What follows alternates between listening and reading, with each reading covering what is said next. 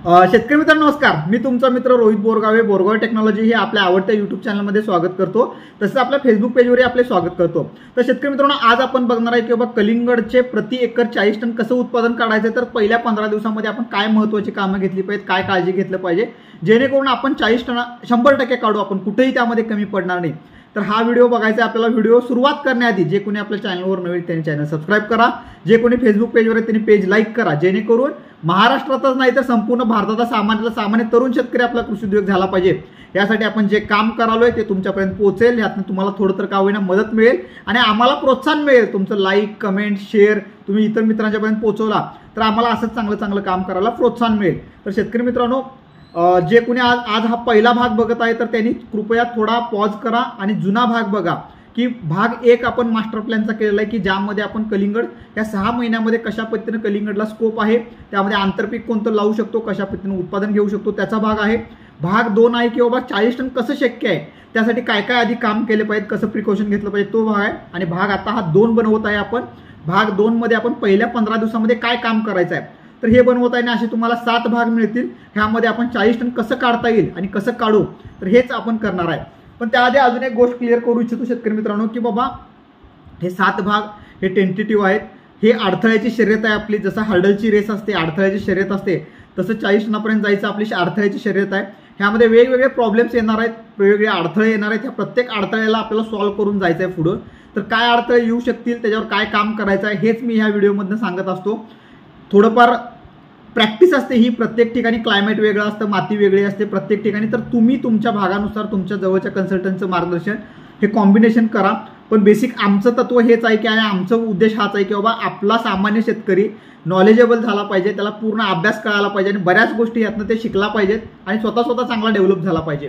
त्याचबरोबर आमचे कन्सल्टन्सी बरेच लोक घेत आहेत, बरेच लोकांचे चांगले पॉझिटिव्ह कॉल येत आहेत. तर त्यांनाही चांगलं मार्गदर्शन तर मिळेलच. खाली डिस्क्रिप्शन बॉक्समध्ये आमच्या ऑफिसचा नंबर आहे.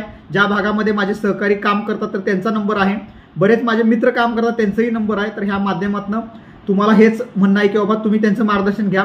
अजून पण जे कोणी नर्सरीवाले असतील, जे कोणी दुकानदार असतील, जे कोणी कन्सल्टन्स असतील आमच्यासोबत काम करायचं आहे तर त्यांना आम्ही सोबत घेऊन काम करू. आपण चांगलं काम करू, बऱ्याच शेतकऱ्यांच्यापर्यंत पोहोचू आणि आपण चांगलं यशस्वी आपल्या शेतकऱ्यांना करू. त्याचसोबत बरेच शेतकऱ्यांना वाटतं की पैसे कमवण्यासाठी आम्ही हे करत आहे. शेतकरी मित्रांनो तर पैसे कमवण्याचा उद्देश, प्रत्येकजण व्यवसाय करतो हा पैसे कमवण्यासाठीच करत असतो.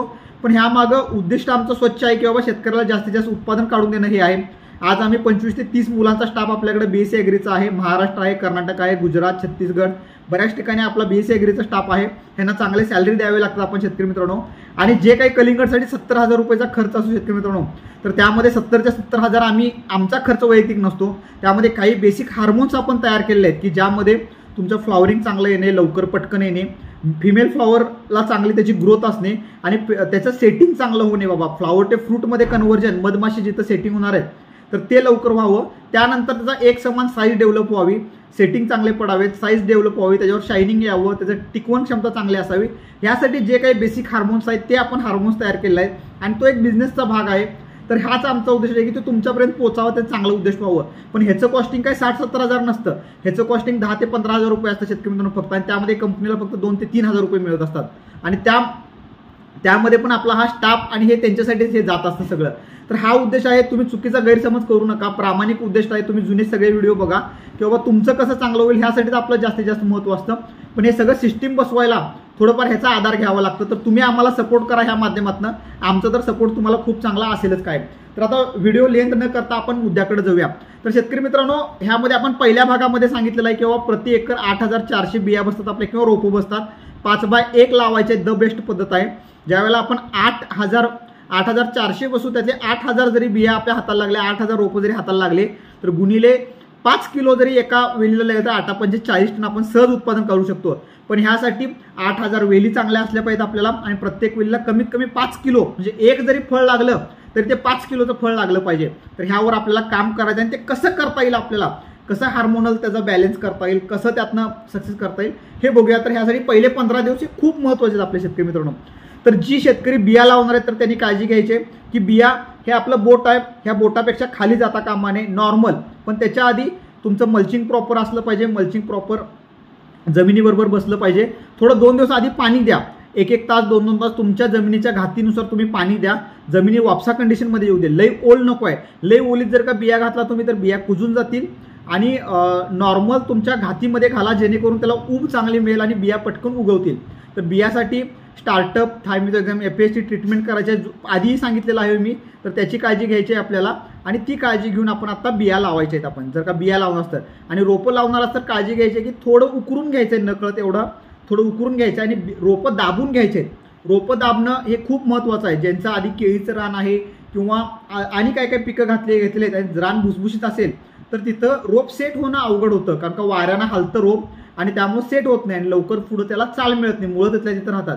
तर रोप दाबून घेणं हे महत्त्वाचं आहे. ही 2 कामं पहिल्या 15 दिवसामध्ये तुम्ही करणं महत्त्वाचं आहे. जे बिया लावणार आहेत त्यांनी बियाला घ्यायचं आहे. जे रोपं लावून त्यांनी रोपं करायचं. आता महत्त्वाचं आहे की बाबा रोप लावल्यानंतर दुसऱ्या दिवशीपासून आपल्याला आळवणी चालू करायचं आणि बिया ज्यांचं लावलेलं आहेत तर बिया लावल्यानंतर पहिले 2 पानं काढून पहिले 2 डाळीची पानं फोडून जे आपल्याला पहिली 2 ते 3 पानं येतात म्हणजे रोपासारखं ज्यावेळेला तुमचं रोप झाड दिसतं बिया लावल्यानंतर हे सर्वसाधारणपणे तुम्हाला 8 ते 10 दिवस लागतात. तर त्यानंतर आपल्याला आळवणी चालू करायची आहे. शेतकरी मित्रांनो कलिंगड हे 60 दिवसाचं पीक आहे. तर 60च्या 60 दिवस आपण रोज सकाळी फक्त 2 तास वेळ द्यायचा आहे. तुम्ही 100% सक्सेसफुल होतो त्यामध्ये. तर त्यामध्ये सुरुवातीला तुम्ही जे काही रोप दाबून घेतले आपण किंवा बिया आलेले आहेत तर छान लगेच दुसऱ्या दिवशीपासून आळवणी करायची म्हणजे जेणेकरून 60 दिवसांमध्ये आपल्याला सगळी कामं आपली होतील व्यवस्थित आणि आपल्याला अपेक्षित 40 टन उत्पादन निघेल. तर दुसऱ्या दिवशीपासून आळवणीला सुरुवात करायची आपल्याला. प्रति एकर बऱ्यापैकी 200 लिटर आळवणीला सफिशियंट होतं. तर मी चार्ट पण साईडला देतोय त्याचा वापर करा टेंटेटिव्ह. तर त्यामध्ये आपण पहिली आळवणी जी काही रिकमेंडेशन करत असतो शेतकरी मित्रांनो त्यामध्ये टेक्स राईज आणि टेक्स NPKची आळवणी करत असतो. पण त्याच्या आधी अजून एक काळजी करायची आपल्याला की बाबा जिथं स्टिकी ट्रॅप लावता येईल आपल्याला तर लावा. पिवळे निळे चिकट सापळे लावलेला अतिशय चांगले. कारण का प्रत्येक भागामध्ये पांढरी माशीचा अटॅक काही ठिकाणी जास्त असू शकतो काही ठिकाणी थ्रिप्सचा अटॅक असू शकतो. तर थोडंफार त्याचं प्रोटेक्शन मिळेल. पहिल्या 30 दिवसामध्ये कलिंगड हे मल्चिंगवरच असतात. मल्चिंग तापलेलं असतं त्यामुळे तिथं पांढरी माशी म्हणा थ्रिप्स म्हणा ह्याचा अटॅक थोडाफार कमीच असतो. त्यामुळं विदाऊट मल्चिंग आपण रिकमेंडेशन करत नाही. तर त्याची काळजी घ्यायची. आपण स्प्रे पण घेत असतो पण जे शक्य आहे त्याने लावा. एक 10 बंडल पिवळे लावू शकता आणि एक 4 बंडल निळे लावू शकता किंवा लावला नाही तरी चालू शकतात पण शक्य आहे त्याने लावा. आणि साईडून नेट मारायची काही गरज नाही. पूर्वी आपण नेटचं रिकमेंडेशन करत होतो पण आता नेट मारायची गरज नाही. कारण का जेणं हवेनुसार जेवढं समजा थ्रिप्स माईट जरी असला तर हवेनं फ्लश होऊन जातो. त्यामुळे नेटची काही गरज नाही आहे. तुम्ही त्याचं काय फंद्यात पडला नसला तरी चालू शकतं. तर आता सर्वात महत्त्वाचं काय आहे की शेतकरी मित्रांनो आळवणी करणे. तर तुम्हाला माहिती आहे की ड्रेंचिंग बऱ्याच लोकांना आळवणी हा शब्द म्हणजे बरेच शब्द माझ्या भागातले असतात तर बऱ्याच लोकांना कळत नाही. तर त्याला ड्रेंचिंग म्हटलं जातो आपण. तर ड्रेंचिंग हे कसं करायचं असतं तर बाबा 200 लिटरचं बॅरेल घ्यायचं आहे तुम्हाला. 200 लिटरच्या बॅरेलमध्ये आता मी काही जे सोल्युशन सांगायचं ते सांगायचे आहेत. तर प्रति झाड बऱ्यापैकी 30 मिली पडलं पाहिजे. पण त्याआधी रोप लावल्यानंतर तुम्ही रोज 1 तास पाणी दिलं पाहिजे. त्याला घातीनुसार पाणी दिलं पाहिजे. रोपाच्या कक्षेमध्ये 4 बोटं इकडं 4 बोटं इकडे एवढीच ओल झाली पाहिजे. पूर्ण ओल होईल गर होऊन म्हणजे रोपं लावलेली पण मुळं कुजूस्तोवर पाणी देऊ नका. नॉर्मल पाणी द्या जेणेकरून आळवणी घातलेलं पण पाणी आळवणी कसं घालत असतो पण 30 ते 40 मिली घालत असतो प्रत्येक रोपाला. तर ते सराउंडिंग त्या ह्याच्यामध्ये ते काम झालं पाहिजे आळवणीचं. नाही तर आळवणी पडले जमीन वाळली आहे आणि त्यामध्ये आळवणी पडले तर त्याचं काय काम होणार नाही आहे. तर थोडं आळवणीला सुद्धा जागा मिळायला पाहिजे. अशा पद्धतीनं अर्धा तास 1 तास तुमचं पाणी गेलं पाहिजे पण तुमच्या घातीनुसार. म्हणजे मी तुमचं काळं रान आहे आणि अर्धा तासात सगळं रान ओलं होत असलं तर ते शक्य नाही आहे. आणि माळ रान आहे तुमचं अर्धा तासात 1 बोटच पाणी भिजत असलं तर तेही शक्य नाही. तुमच्या घातीनुसार तुम्ही तिथं ऑब्झर्वेशन करून करा. तर पहिला टेक्स राईज आणि टेक्स NPKची आळवणी करायची. आपलं अतिशय चांगलं प्रोटीन्स आणि वेगळ्या बेसमध्ये तयार केलेलं हे बॅक्टेरिया आहेत. आपल्या कंपनीचं बायो फर्टिलायझर आपली स्वतःची मोठी लॅब आहे त्या लॅबमध्ये तयार केलेले हे घटक आहेत. हार्डली 750 रुपयाला किलो मिळतात टेक्स राईज आणि टेक्स NPK. तर ह्याची आळवणी का करायची तर जेणेकरून बाबा सुरुवातीला बॅक्टेरियल म्हणजे पूर्वी आपण बॅक्टेरिया वगैरे असला थोडा किंवा काय असलं त्याला तिथं फायटिंग करायला चांगलं होतं.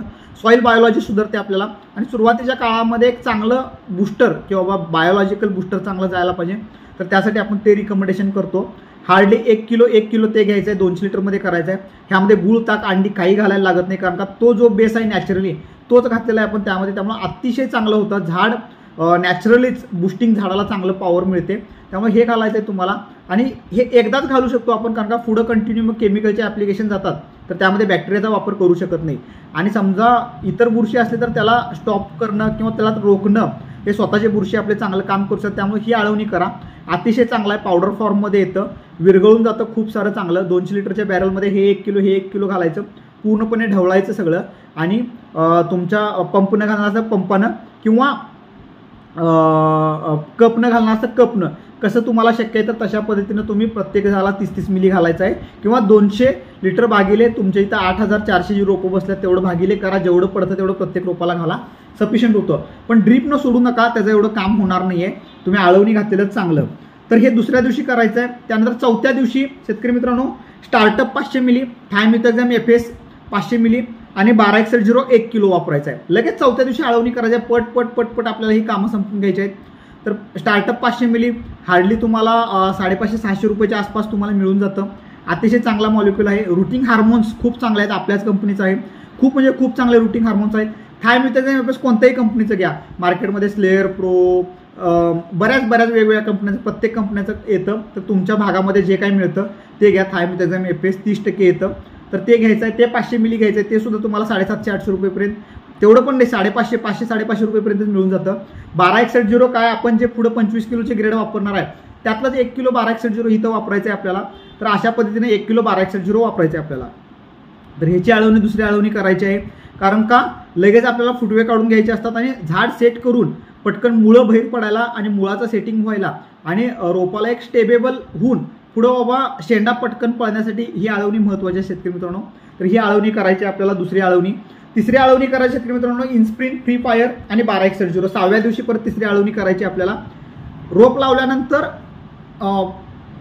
रोप बऱ्यापैकी चौथ्या पानावर आलं, म्हणजे रोप लावल्यानंतर 15-16 दिवसानंतर हे काम चालू होणार आहे. पण बिया लावल्यानंतर तर हे रुटीन बरोबरच आहे, दुसरा चौथा दिवस 6वा दिवस. पण बिया लावल्यानंतर जे बिया तुमचं 5-6 दिवसात झाले म्हणजे रोपा एवढं झालेलं असते तर तिथनं पुढं हे आळवणी तुम्ही करायचं आहे. तर 6व्या दिवशी इन्स्प्रिंट फ्री फायर आणि 1261 ह्याचा वापर करायचा आहे. इन्स्प्रिंट 500 मिली, 1261 फ्री फायर 500 मिली आणि 1261 2 किलो इथं वापरायचं आहे. तर ह्यामध्ये शेतकरी मित्रांनो इन्स्प्रिंट जे आहे ते स्पीडअप करतं, मुवेबल करतं रोपाला पटकन. ह्याच्यामध्ये वेगळे हार्मोन्स असतात, हे प्रोटीन बेस असतं, प्रोटीन हायड्रोसाईड बेस असतं. तर ह्यामुळं काय होतं असतं की झाडाला पटकन इम्युनिटी ग्रोथ करून त्याचे फुटवे काढणे म्हणा किंवा पटकन त्याला शूटिंग करणं म्हणा किंवा पटकन पळायला करणं, तर हे काम करतं. दुसरं महत्त्वाचं फ्री फायर हे अँटीबॅक्टेरियल काम करतं महत्त्वाचं, की बाबा गमॉसिसचा जो रोग बऱ्याच ठिकाणी आपल्याला जाणवत आहे तर गमॉसिस सारख्या रोगाला थांबवणं तिथं आणि सॉईल बायोलॉजीमध्ये बुरशीचं कुठं अटॅक होत असतं त्याला तिथं थांबवून धरणं हे खूप महत्त्वाचं काम तिथं करत असतं. 1261 2 किलो वापरायचं आपल्याला 200 लिटरसाठी, जेणेकरून पटकन फुटवे वगैरे खूप चांगले येतील आणि पटकन काम चांगलं होईल. ह्या 3 आळवण्या बेसिक आहेत. चौथी आळवणी आपल्याला करायची आहे ती सुद्धा स्टार्टअप इन्स्प्रिंट 1261 ही चौथी आळवणी करायची आहे. ह्यामुळं काय होईल की पटकन आणि जरा बुस्टअप चांगला लागतो आणि झाड एकदम स्पीडअप धरतं आणि खूप चांगले रिझल्ट येतात. शेतकरी मित्रांनो त्याचे कॉस्टिंगही तुम्हाला बऱ्यापैकी मी सांगितलं. इन्स्प्रिंट पण तुम्हाला 750-700 रुपयेपर्यंत, 750-700 रुपयेपर्यंत 500 मिली मिळतं. फ्री फायर सुद्धा 550-600 रुपयेपर्यंतच रेट असतो त्याचा. तर सर्वसाधारणपणे हे 3000 रुपयेपर्यंत तुम्हाला जे काही कॉस्टिंग जाणार आहे. पण ह्यामध्ये इतकं सुंदर तुमच्या झाडाची ग्रोथ, साईज याच्यावर कुठल्याही प्रकारचा अटॅक होणार नाही आणि सगळीच्या सगळी वेली रोप सेट व्हायचं आणि पुढं चालू व्हायचं काम होऊन जातं. त्यामुळं अशा पद्धतीनं हे पहिले आपल्याला 4 आळवणी करायचे, म्हणजे 8 दिवसापर्यंत आपल्याला ही कामं करायची आहेत. ह्यामध्ये पाणी नियोजन दर दिवसाला तुम्हाला अर्धा तासभर जे काही किरकोळ थोडं पाणी द्यायचे तर पाणी द्यायचे आणि 1-8 दिवस तुम्हाला हे 4 आळवण्या करायचे. इतका सुंदर रिझल्ट मिळणार आहे. तुम्ही शेतकरी तुम्हाला त्याच्यावर विश्वास बसेल. एकदा तुम्ही करून बघितला की तुम्हाला त्याच्यावर खूप सुंदर विश्वास बसणार आहे आणि ह्यामध्ये सगळीच कामं होणार आहेत तुमची. ह्याला काहीच करायची टेन्शन घ्यायची काही गरज लागणार नाही आहे. आता पॅरलल शेतकरी मित्रांनो 8 दिवस झाल्यानंतर बाबा की 15 दिवसापर्यंत खत नियोजन काय करायचं आहे त्याचाही तुम्हाला साईडला चार्ट देतो मी.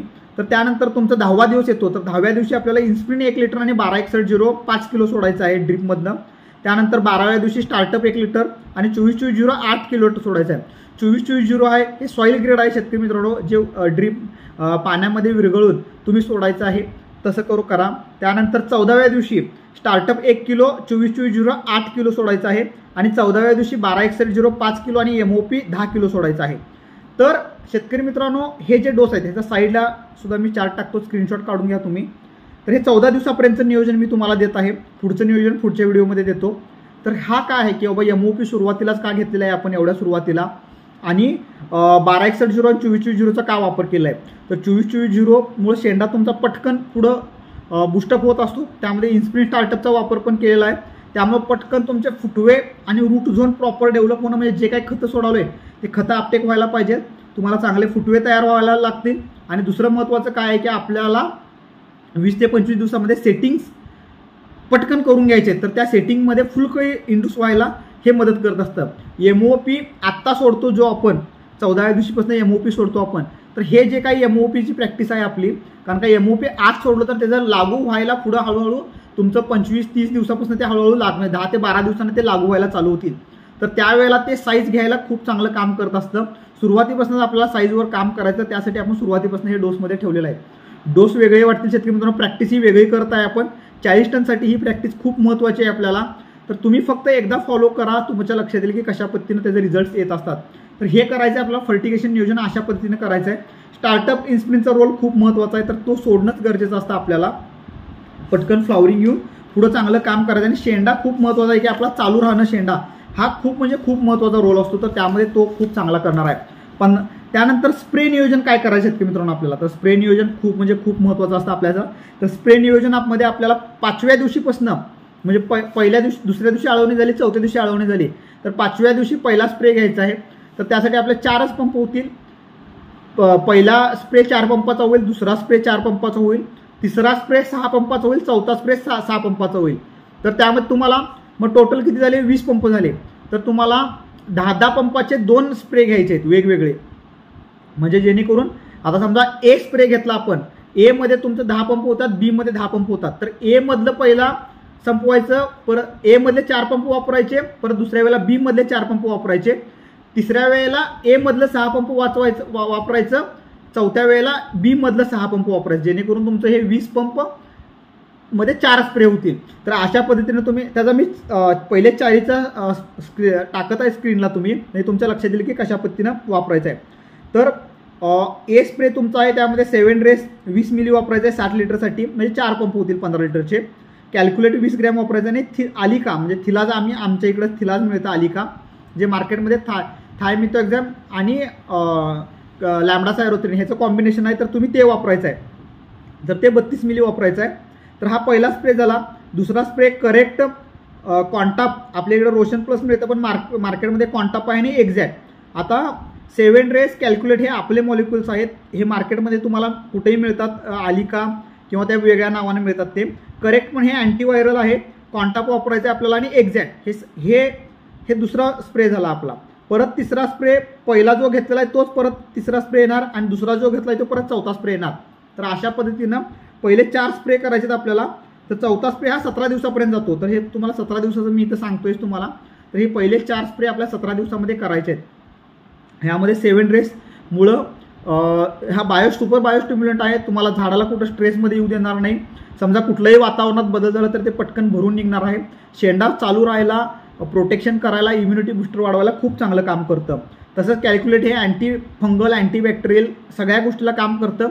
कुठलीही बुरशी झाडाला येऊ नये असं खूप चांगलं काम करतं. हर्बल बेसमध्ये असतं ते. करेक्ट हे अँटीव्हायरस आहे, अँटीव्हायरस म्हणून खूप चांगलं काम करतं. रोशन प्लस हे कॉन्टाप हे तुम्हाला माहिती आहे बुरशीनाशक आहे, ते चांगलं काम करतं. आणि एक्झॅक्ट हे सगळ्या प्रकारचं सकिंग पेस्ट कंट्रोल करायला आणि सकिंग पेस्टचं कुठं रेजिस्टन्स येणार नाही ह्याचं काम करायला खूप चांगलं काम करतं. तर ह्यामध्ये काम होतं, आलिकाचा वापर म्हणजे तुम्हाला आळी वगैरे कुठं येत असलं सुरुवातीच्या काळामध्ये, तर ते आळीमुळे मरून जातं. तर ही 4 स्प्रे आपल्याला सुरुवातीच्या काळात करायचे, जेणेकरून झाडाचं प्रोटेक्शन हे आपलं चांगलं होऊन जातं. आता अजून एक काम करायचं आहे की 15-16व्या दिवशीचं आपल्याला लूरचे ट्रॅप लावायचे आहेत, की मेलॉन फ्लायचे लूर मिळतात आपल्याला. तर प्रति एकर 10 लावा मिनिमम, कारण का 15 दिवसापासून आपलं 30 दिवसापर्यंत फ्लावरिंग बहिऱ्याला चालू करतं हळूहळू. आणि त्या फ्लावरिंगमध्ये 15 ते 20 तारखेच्या दरम्यान तुम्ही लावला तरी चालू शकतात. पण त्या ह्याच्यामध्ये डंक माशी येऊन डंक मारत असते, पण त्याच्या आधीच ते येऊन मेले, आपल्या त्या ट्रॅपमध्ये सापडले तर आपल्याला त्रास होणार नाही. त्यामुळे तुम्ही त्याची काळजी घ्या की ते डंक माशीची लूर लावा, जेणेकरून ते पटकन त्यामध्ये पडतील आणि मरून जातील. तर ह्याचा त्रास आपल्याला होणार नाही आहे. तर बऱ्यापैकी शेतकरी मित्रांनो तुम्हाला आपली प्रॅक्टिस सांगितलेली आहे. बऱ्याच लोकांना प्रॅक्टिस पटल न पटल, पण 40 टन काढण्यासाठी आम्ही कित्येक दिवस वेगवेगळे प्रयोग करत असतो. त्यातलाच हा प्रयोग अतिशय चांगला प्रयोग आहे आपला. तर 40 टनापर्यंत सहज पोचू आपण. तुम्हाला परत एकदा सांगतो की बाबा 8000 रोपं बसतात, तर त्याला 4 ते 5 किलो आपल्याला सेटिंग काढायचे असतात. समजा 7000 जर बसले तर 6 किलोपर्यंत जावं लागतं आपल्याला. तर त्यासाठी सेटिंग महत्त्वाची आहे आर्ली. आणि 60 दिवसात प्लॉट येणं महत्त्वाचं आहे, कारण का मास्टर प्लॅनमध्ये बघितलं आपल्याला 3 ते 4 कलिंगडची पिकं काढायचे आहेत. तर या सगळ्यासाठी ह्या शेड्यूलचा फॉलो करा तुम्ही.